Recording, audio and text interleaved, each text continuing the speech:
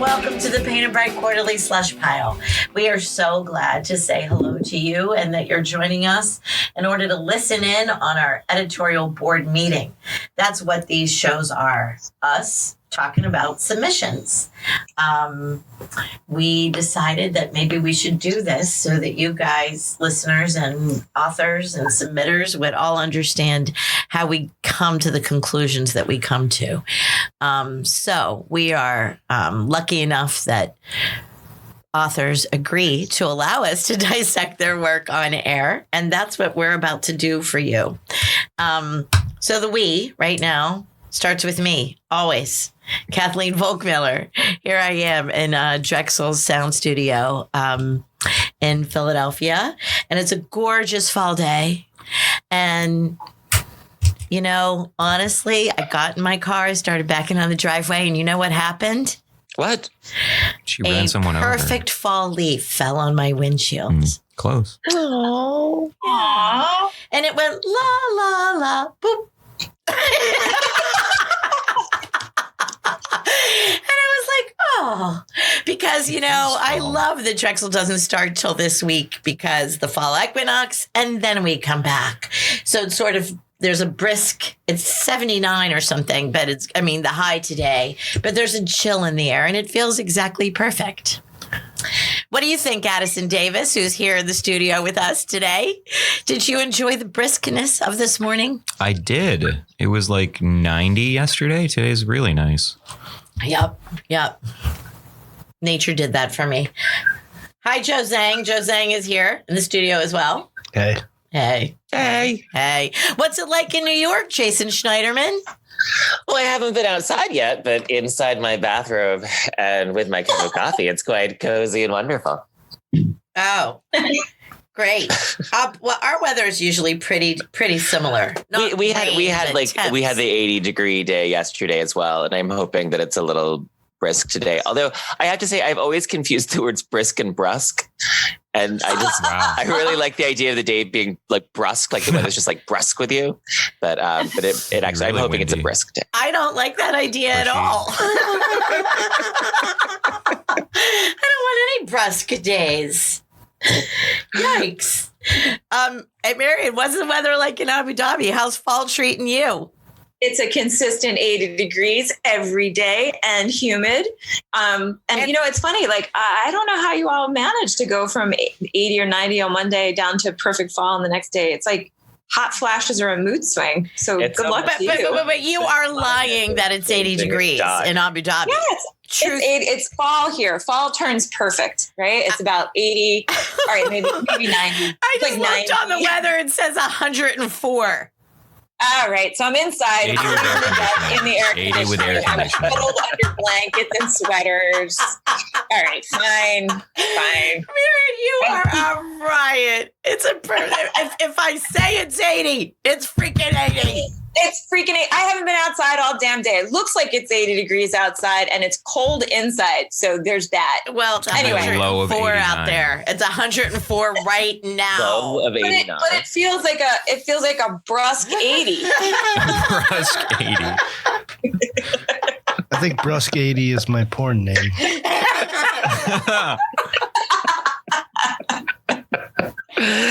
Oh my I'll watch goodness gracious.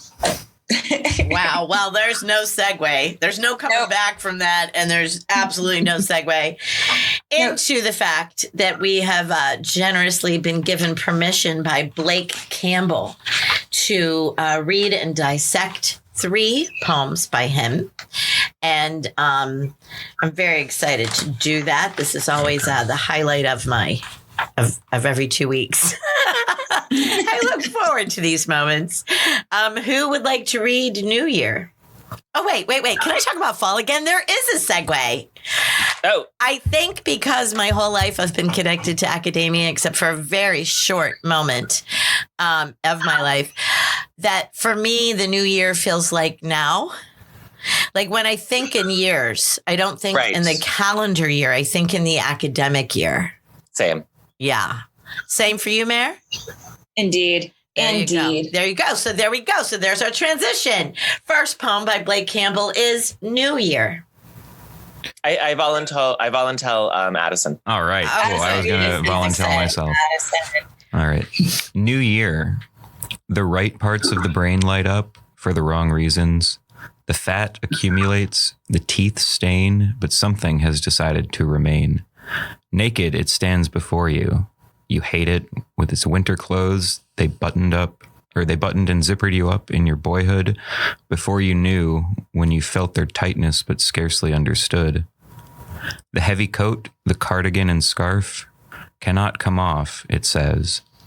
It says it has nothing to do with you.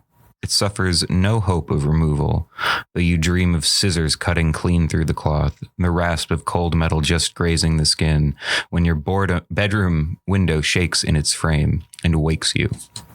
In the darkness, you sit up and scratch and succeed, sometimes in shutting out the voice. So to mask the silence, there is only the terrible wind beating its terrible snow against the pane. Ooh, that's brusque. Oh no! Sorry, Blake Campbell. Blake Campbell, this is an exciting and intense poem. I'm gonna be like they are in Dumb People Town and say at Marion Wren. You got complaints.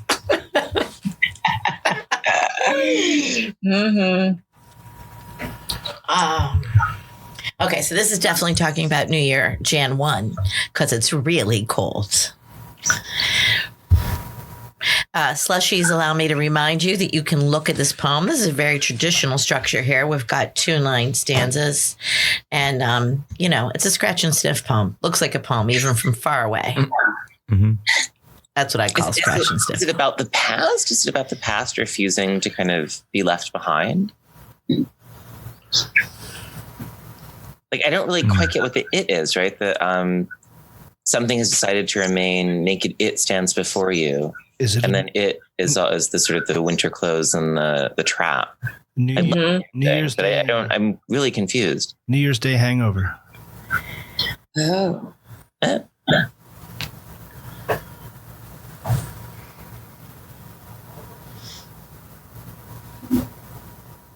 But it doesn't seem like it can. It suffers no hope. It's not something that's just going to go away if you wait it out. It's never going away. Like a horror movie. It's kind of. Well, can't that it be part of you? Just you, like all your. I hate to say it, but like, your shit just building up, like the shit, the fat, the teeth stain, the things you cannot get away. It suffers no hope of removal. It is the part of you that you can't get away. You always wake up with yourself, right? No matter who you go to bed with. The Billy Joel song. Yeah. Is that a Billy Joel song? Oh. Yeah, it's also the theme song to Bosom Buddies, but not sung by Billy Joel. I think it was a phrase before Billy Joel, Jason. Oh, well, yeah. I mean. Yeah. Please don't make me be quoting Billy Joel, for fuck's sake. Whoops. Billy Joel. Okay. The explicit I want to say how much I love the line breaks in the first stanza, right? Mm-hmm. So the right parts of the brain light up, line break for the wrong reasons is lovely. The fat stanza break accumulates, the teeth stain, and then this is the part that actually starts the puzzle for me. Right. But something has decided to remain. But fat and stained teeth have also remained, right? So it's like, and something else has decided to remain. But for some reason, there's a but there. So naked, this thing stands before you and you hate it.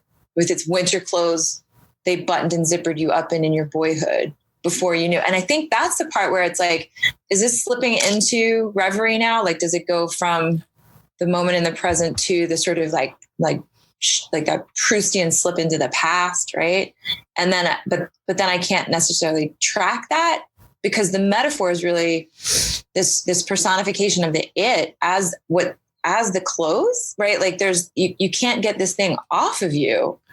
This, I don't know, this like appendage or. Well, the it was also naked a minute ago. Yeah. Right. Well, and then it's naked, but it brings winter clothes. Is it just naked? The winter it's time? For you with its winter clothes. They buttoned and zippered you up in your boyhood. I'm So I'm taking the title of New Year and bringing that into the winter and thinking about how like a new year, new you type of thing. But New Year's happen in the middle of winter, in the middle of a season, and the most miserable one at that. Sure. So there's nothing new about it. You're just like in the middle of misery.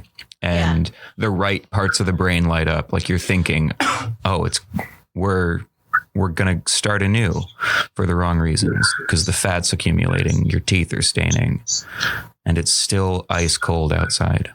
Right. Yeah. It's an artificial New Year. Yeah, exactly. Yeah.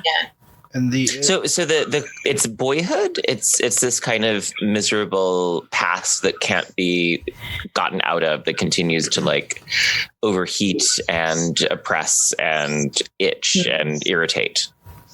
Yes. Mm-hmm. I detect a self-loathing. It might just be you looking in the mirror. Maybe so. Yeah. Or maybe it's Billy Joel.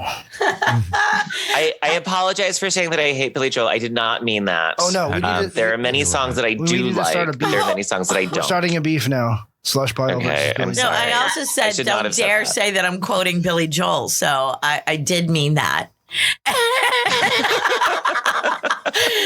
But I mean, is it okay if I just say it's general ennui, general baggage that you can't get away from?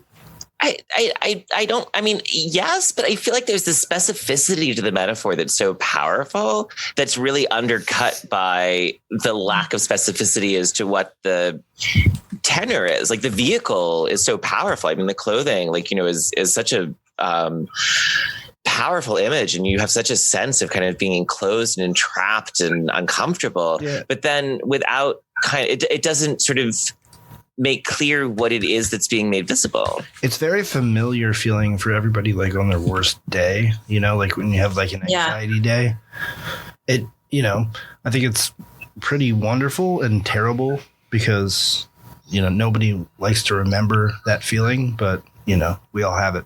Mm-hmm. Mm-hmm. Well, and boyhood kind of takes a really hard hit there. Like the way that it's kind of at the end of this really long line, at the end of that stanza break. And then I wanted it back. Like, I just feel like the metaphor takes over. And I'm so deep in the metaphor, like I sort of, and you know, there are definitely poems that do that where you kind of like get lost in, the metaphor, and then you sort of just forget what the metaphor is about, or like you get lost in the vehicle and you can't get back to the tenor. And sometimes that could be like a really, powerful move. But in this one, I just want to know what it's about. Like I feel kind of withheld in this interesting way at the same time that I'm like totally fascinated and really moved by the clothing, the winter clothes. And I love that ending. That ending is gorgeous. Oh my God. Gorgeous. It's haunting. To mask the silence, there is only the terrible wind beating its terrible snow against the pane. So brusque.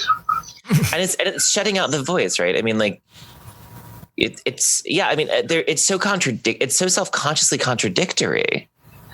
Yeah, I am not bugged by not knowing a specificity. Okay. I think that you can't name it either. You know, I think that's why I use the word ennui. It's just that general like dissatisfaction, discomfort. I think the boyhood is in there because, you know, little kids can also just have a general dissatisfaction. What am I going to do? Or, you know, a hopelessness maybe. And, you know, and I think that's why the boyhood, it's always been there, that yuck feeling that can hit you. Hopefully you don't stay there. But wait, this guy does though, right? So you get hit with that yuck feeling, but then something else is going on. So they button and zip you up into this, like these tight clothes, right? Before you knew stanza break. And then as the reader, you're like, knew what exactly? When you felt their tightness, but scarcely understood, full stop. Understood what exactly? I think I think the same thing, that what is it that's wrong? Something's wrong. What is it? Why am I not satisfied? Why am I unhappy? And so this I'm sorry to cut back in, but it's like, and then this devastating line, it says it has nothing to do with you. It suffers no hope of removal. Like that sounds like a fantastic definition of depression, right? Yeah, that you cannot get out of that. It is you and it has nothing to do with you. Like, and it is claustrophobic. Sure. Right. And then the dream is of escape, and the liberation of the escape is also the sound or the rasp of cold metal just grazing the skin. Right. So like even the liberation from whatever this crush is also brutal. Yeah. Interesting. Yeah. I really agree with Addison's read. New year, the right parts of the brain light up. Like you're logically trying to talk yourself out of this and you just can't. Right? It's a beautiful bummer. No, it's true. Yeah, I agree. Great phrase. Yeah.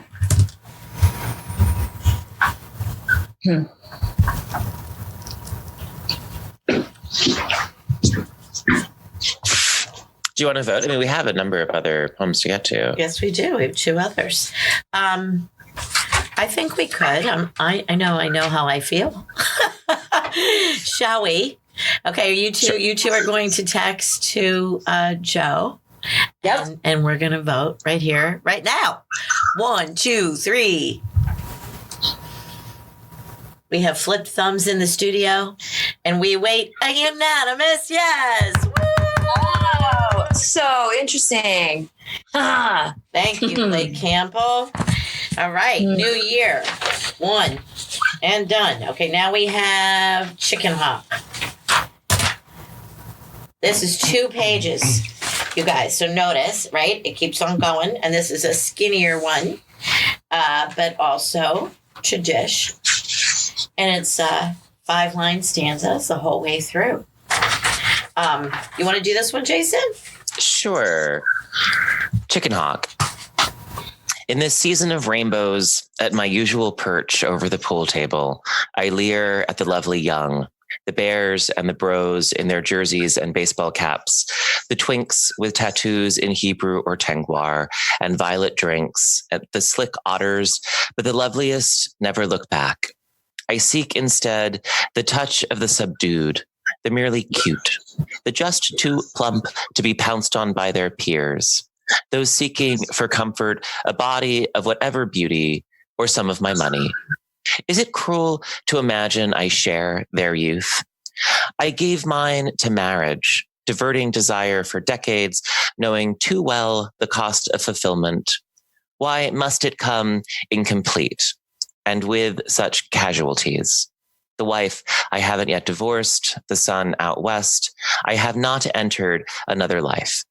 I sit with a stiff at its outskirts, tasting requital like a word I almost can recall, but can't.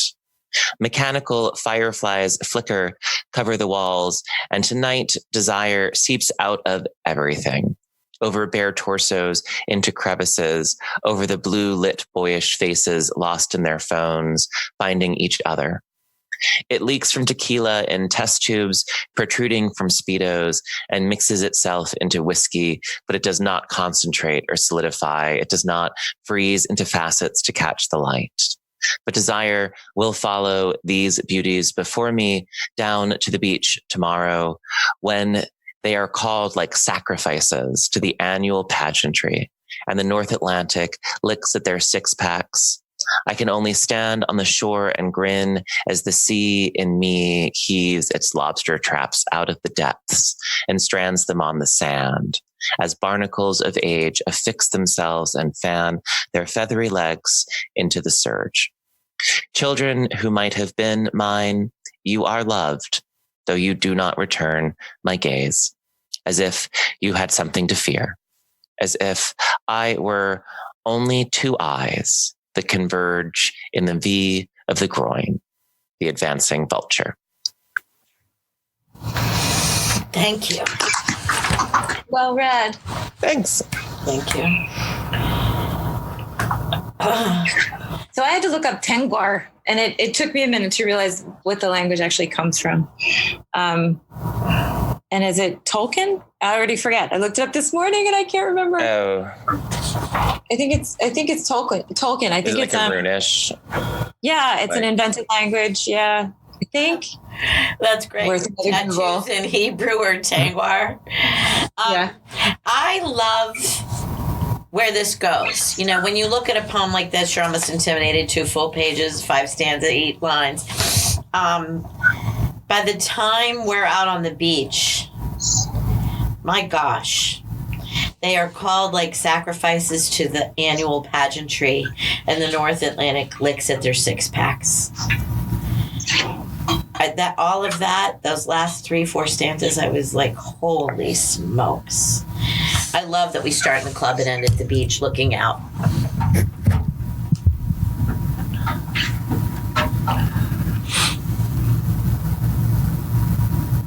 But it goes back to this sort of like self-loathing too, right? Mm-hmm.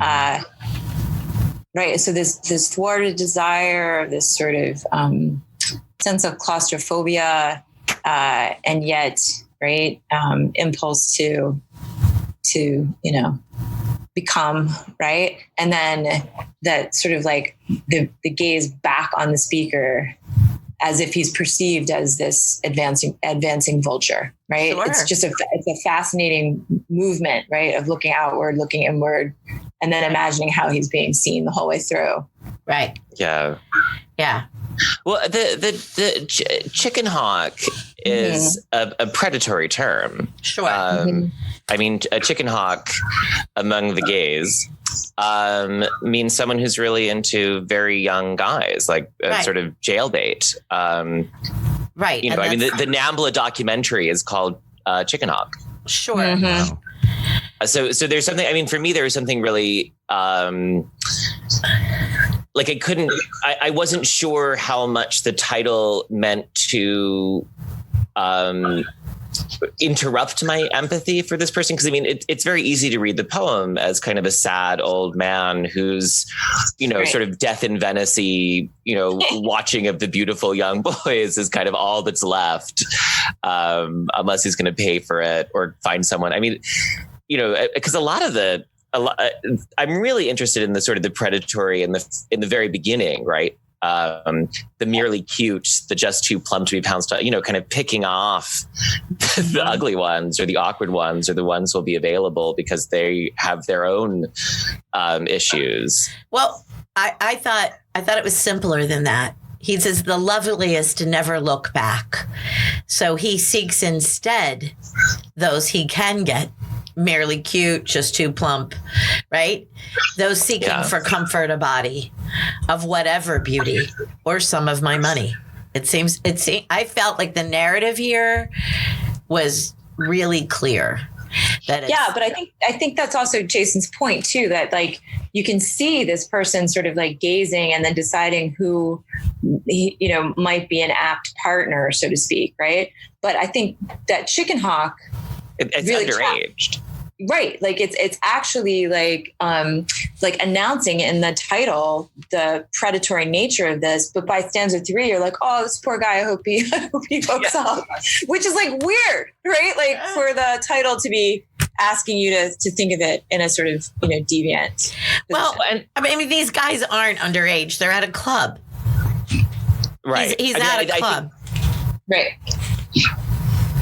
I mean, for me, there's a tension in the title because the title seems to be the title is specifically about, liking underage guys, and it can't guys ever. In the poem are not underage, right?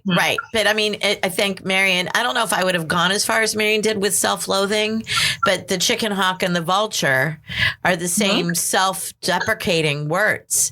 I think he's exaggerating chicken hawk, right? Yeah. He's not really a chicken hawk, but he feels like it.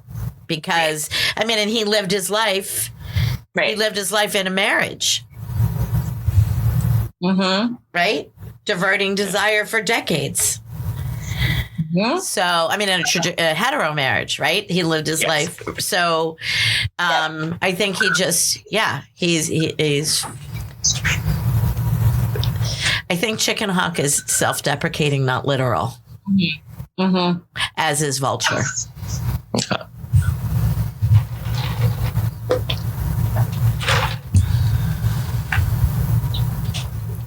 think there's so many good lines. I sit with a stiff at its outskirts, tasting requital like a word I almost can recall, but can't. Mm-hmm. Mm-hmm.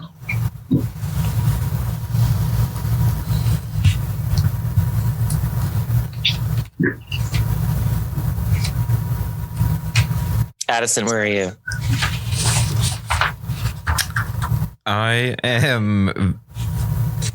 I've been wondering, is otter a euphemism? Oh, an otter is a slim bear. Oh, damn. Yep.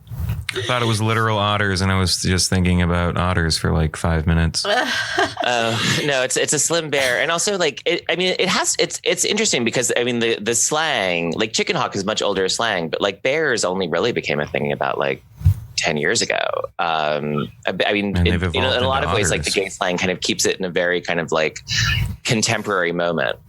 At Collingswood had this really lovely gay pride event. Marion, you were there. It was indeed. And Mike, the owner of Grove Ground, somebody stole his bear flag, an assemblyman, as a matter of fact, and was running around waving it. And we were all quite sure he didn't know exactly what it was. Oh, yeah. And wow. Mike was saying that he wanted to like make like a postcard for educational purposes of all the words that are used, you know? Right. Yeah, I think it's very well pictured and like flows like it doesn't feel like it's 2 pages. I mean, it is short on the lines, but nonetheless, yeah, I really liked it and painted a great picture. The phrasing is gorgeous. I'm not 100% on board with a lot of the choices about line breaks. Mm-hmm. And some of the stanza transitions were like they were so enjammed, it almost felt like they weren't there. But I think in terms of the persona, it's very strong. Although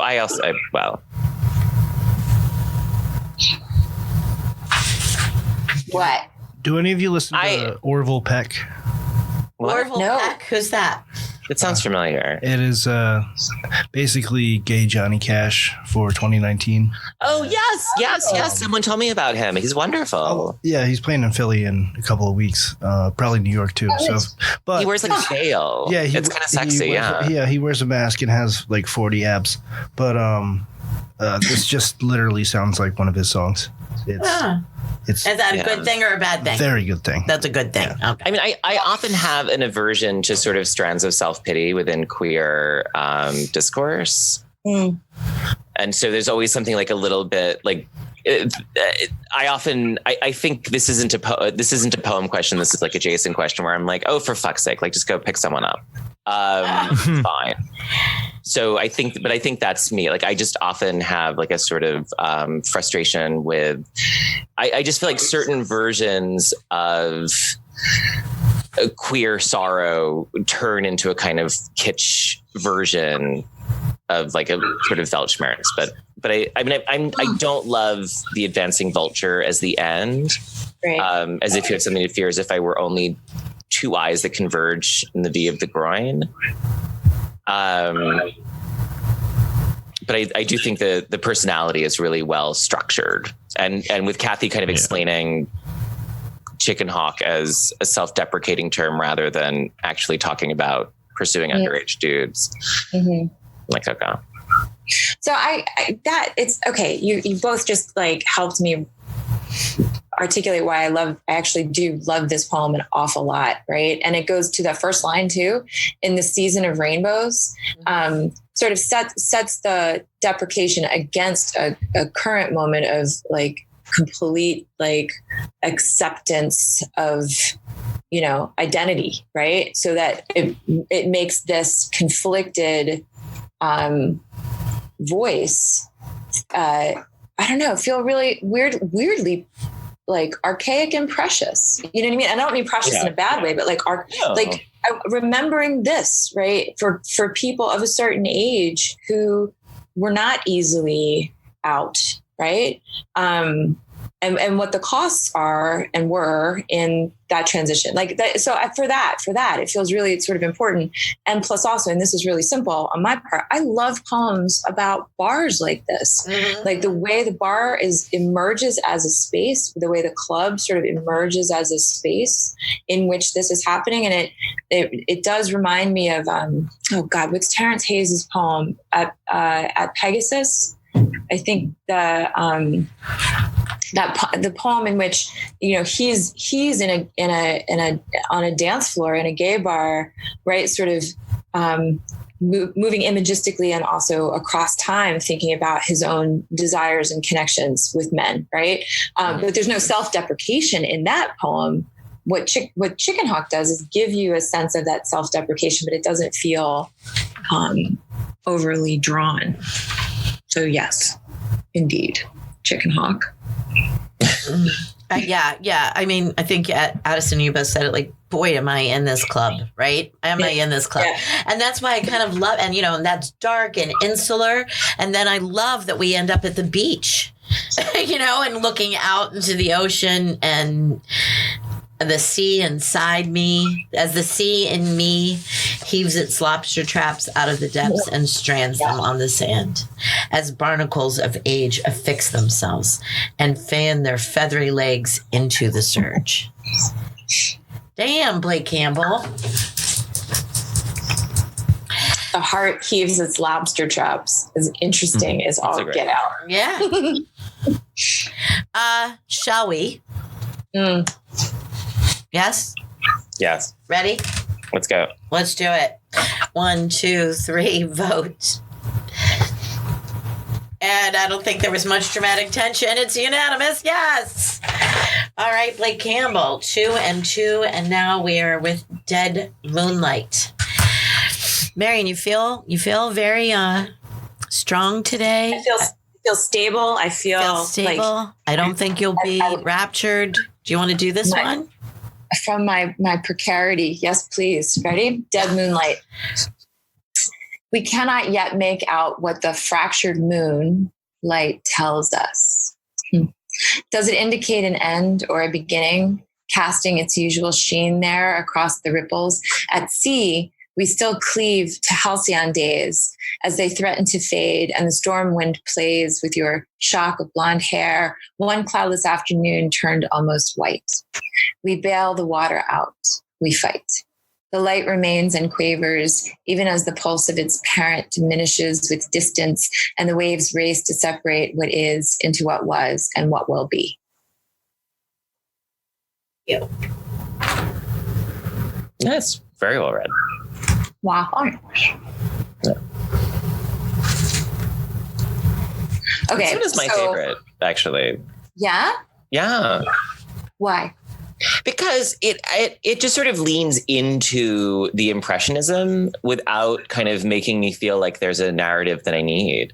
Like for me, the image system in this one kind of, I'm willing to let it wash over me. And I don't feel like there are signals to tell me that I need to kind of understand this on a different or literal level. And I love Dead Moonlight. Like that to me is a really interesting, surprising phrase. And then the rest of it sort of just seems to kind of flow. Jason, may I ask you something? Yeah. On what level do you understand it or enjoy it? You know, on what level are you getting something? On a totally abstract level. I'm just sort of enjoying the images of the moon. And I mean, I know there's the your shock of blonde hair and you know, things like that. We fight, but I just have this the moonlight just kind of like plays really nicely throughout the poem. I was just totally fine with the moonlight in this one. I just wanted moonlight. Okay, I'll be contentious. This is my least favorite. You started by saying it's your favorite. Yeah. It's my least favorite. I feel like it went through me in a way where it's gone now. Like I've got nothing. You know what I mean? I don't. Nothing lingers or makes me want to linger. I love that title, but other than that, it's amorphous to me. The exact thing you're talking about is what makes me not dig it. Addison, Marion, Joe. I looked at you with shock when Jason said it was his favorite. And I think we both had the same feeling there. It doesn't bring me anywhere. Yeah. Okay. Mare? So I love Jason's reading of it, right? So I think at first I was like pushed out of it because of the line break in the first stanza, right? So Slushies, take a look, right? It says, we cannot yet make out, line break, what the fractured moon long dash light tells us, right? So it's not a hyphen. It's like what I think is a long dash at the end of the line. Does it indicate an end, stanza break, or a beginning, right? And it was challenging to read it, and then I don't know what's going on there. Do you know what I mean? And then when Jason said what moves you, right, is the way that it moves through you, right, and that the image system actually works. I'm like, well, back up a minute, because it just fractured the moonlight, right? Like that's what that did, right? So then suddenly this whole thing is sort of like quavering with images of like light in fractures, light in shards, right? I don't really understand the bailing of the water and the fighting, but what I do actually weirdly like is but I don't understand it. The shock of blonde hair, one cloudless afternoon turned almost white. Totally reminds me of a poem that we published about a bazillion years ago by Reginald Shepherd, and it's called White Sail. It's like the semiotic play of like a white sail against a white sky against a white sea, as if it's like describing invisibility, but this like layered invisibility. And for me, like that Shepherd poem is like baller. This is beautiful, but it's like momentary and fleeting, and you know, I think Jason's helping me understand that might be enough, right? So I don't know. I'm pretty ambivalent about Dead Moonlight. I'm coming around to it on a second personal reading. I'm seeing the end of a relationship, and I like all the imagery about it now. At sea, we still cleave to the halcyon days as they threaten to fade, and the storm wind plays. Your shock of blonde hair turned almost white. That's like aging. We bail the water out. We fight. The light remains and quavers, but its parent diminishes. Like the burning of an early relationship is gone towards the end, but you can still see some of it. You still fight for some of it. You still fight about other things.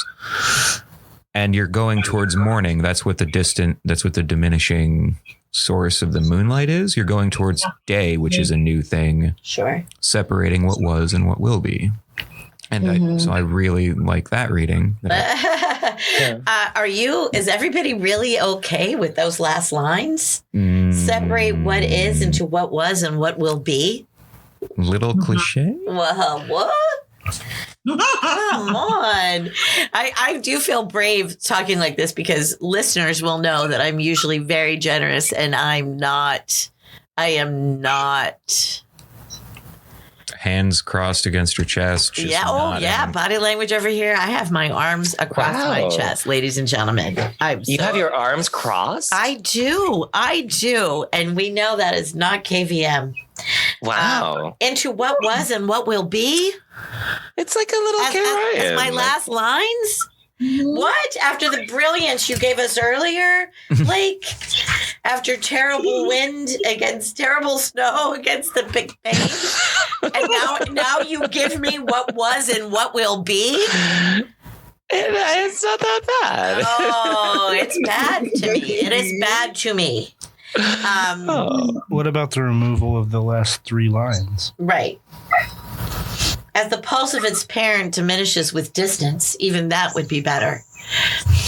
But guys, at sea, we still cleave to halcyon days. Halcyon days. Right. Days. At sea, we still cleave to halcyon days. Oh. That's also, I'm sorry, it's a little trite.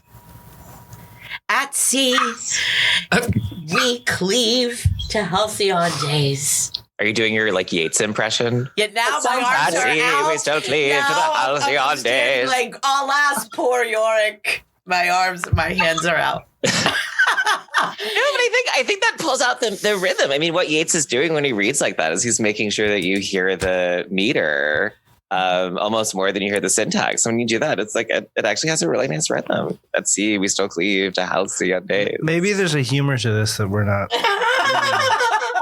Maybe okay. So a lot of what I'm sorry, Blake Campbell. There's a lot of like toss to like the banality of all of this, like sort of making fun of the banality of relationships and you know, old sad gay man lifestyle type of things. So I don't know, perhaps this is like, oh, woe is me, my relationship's over, blah blah blah.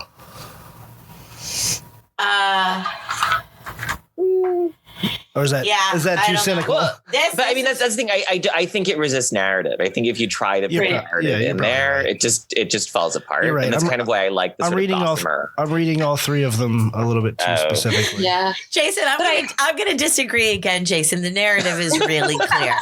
The narrative is really clear. It's a tumultuous relationship. It's a relationship that's ending. Period. Okay. They are at sea. They are at sea, right? If you convince me that if you convince me that this is comparing a relationship ending to a boat going down at night, then that is absolutely 100% that what it is. We bail the water out. It's clear. Who are you?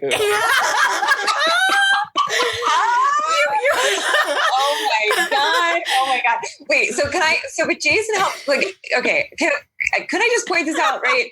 Sure. There is something really funny about this. We cannot yet make out, based on the poem about, like, you know, not figuring out human connection. That's a funny first line. Right. But then you realize it's not about making out, right? We cannot yet make out what the fractured moonlight tells us. Does it indicate an end, stanza break, or a beginning, right? So there's the first splitting. That's the first, after moonlight is fractured, there's a first splitting. So at sea, we still cleave. Cleave means both stick together and split apart, and then you get the stanza break again, right? And so you get this like splitting, fragmenting, in this kind of like, I don't know, spry kind of way that carries the poem along in these ripples and these waves. And what I don't like, right, is thinking about it as the sinking ship of a relationship.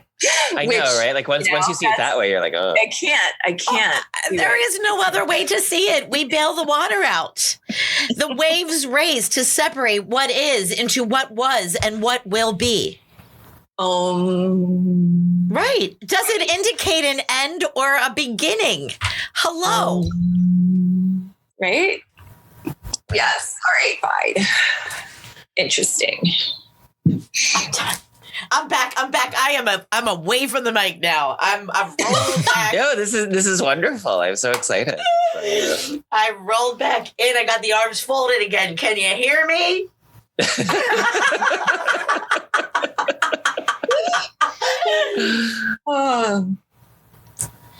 Should we? Do you want to keep talking, or should we vote? I just want to hear Kathy keep yelling at you, Jason. I'm loving it. Like, Tim's not here, more. Jason. That must be what it is. Usually, I fight with Tim. Without Tim, our aggression has to find a new target. It sounds like Kathy hates Catcher in the Rye too. Mm-hmm. Does Tim hate Catcher in the Rye? No, I'm just saying all of these poems have a weird Holden Caulfield. Oh, but I love the other two. No, I do too. Yeah, I love the other two. I was all thumbs up. So that's why I don't feel that bad. I'm just calling this what it is. It's a poem about a likening. So it sounds like you're going to say yes to this. Hey, can we not be so silent transparent? Silent ballot. Marion, on the very last poem, you said, I love this poem before the vote. No, I think what I did was scream, yes! Shall we vote? Shall we? There's dramatic tension this time because KVM's been the only one so vocally saying it's a little problematic. Shall we? 1, 2, 3, vote. All right. It is not in. So, listen, like Campbell will have to tell us if it was meant to be like tongue in cheeky in any way. We'll have to hear from him about that. But we've got New Year and Chicken Hawk, and I am so happy to have those poems. I can't wait to see them and point to them and thank you so much for this work, and thank you all of you guys for letting me go off on a tangent there and fight with you, Jason. Of course, no. Normally we only fight about, there's other things we fight about. I don't want to get off on a tangent now, but wait, what else do we fight about? Well, we fight a lot about the fact that I've told you that we only about 40% of what we go through in a day is real. Oh, right. Sorry. The other 60% we're making up as we go along because of previous perceptions, and you hate it when I remind you of that. I don't think I hate it when you remind me of that. I think I disagree with the way that statement structures it's a scientific reality. Fact. Science. That's not science. Because by that definition, up here he goes. 60% of all science isn't real. 60% of science isn't real. The other day I was tan. I'm still a little tan for me, but I was really tan earlier. And this woman went, "Oh my God." This is on campus, right? She went, "Oh my God, you're so tan." And she looked at me like it was a problem, like completely horrified that I was tan. It wasn't like nice. Like she was looking at me like, "Do you know that that's actually not good for you?" Right? Without saying it. Right. I just looked at her and went, listen, that is a surefire way of accusing someone of slacking here, right? In Abu Dhabi, when you go, right. There was something. Yeah. There was not in your fucking office all the time. Like, stop going to the beach. Right. You know? Right. She definitely looked at it. There was a lot of maliciousness in your tan. And I just looked at her full on, dead stop, expressionless face. And I went, "Fuck science." And I just kept walking, got on the elevator. It was perfect. No segue, just fuck science. I just said fuck science. Episode title.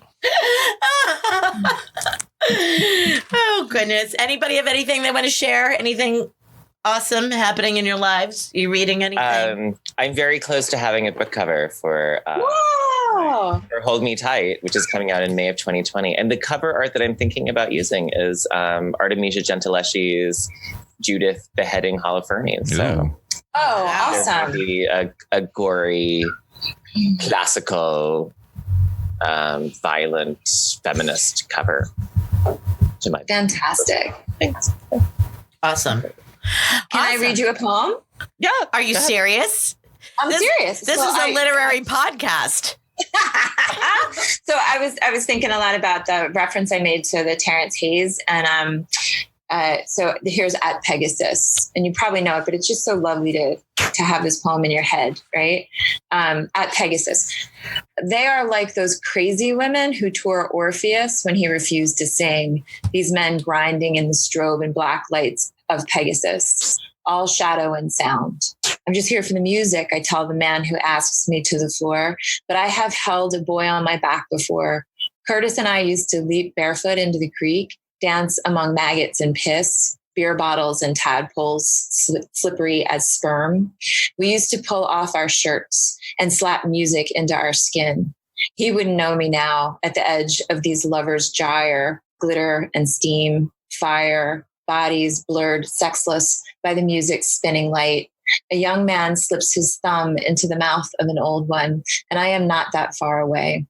The whole scene raw and delicate as Curtis's foot gashed on a sunken bottle shard. They press hip to hip, each breathless as a boy carrying a friend on his back, the foot swelling green as the sewage in that creek. We never went back. But I remember his weight better than I remember my first kiss. These men know something I used to know. How could I not find them beautiful, the way they dive and spill into each other? Lovely. Thank you for sharing that. Terrence Hayes. Yay, Terrence Hayes. Yeah, I love what he did there. You know, the parallels between that creek and the nightclub. That was really Amazing braiding there of those two descriptives. Yay poetry. All right. Well, on that note, Slushies, please tell us how we're doing. Thank you again, Blake Campbell. And thank you, everyone, for being here today. Woo! Okay, you guys stay a second.